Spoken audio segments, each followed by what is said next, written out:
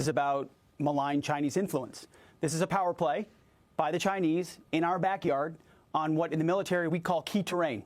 The Panama Canal is strategic key terrain. You mentioned the 40% are U.S. ships. Well, 75% of the traffic that goes through the Panama Canal either originates from or is going to a U.S. port.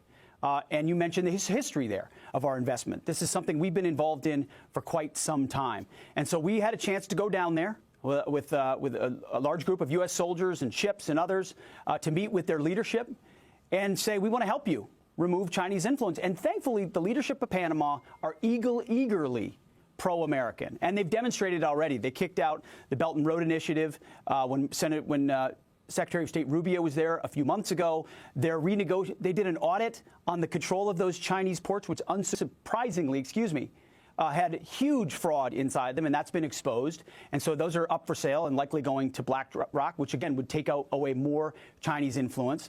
And we arrived with a simple message: is we want to be your partner in securing this strategic piece of key terrain. And so they have a very unique constitutional structure there, which we respect and understand. Part of it is an independent canal authority, and we work directly with them to put together a framework which allows U.S. flagged military vessels and auxiliary ships to travel first and free through the Panama Canal, unlimited. And we've got Coast Guard ships and Navy ships down there all the time.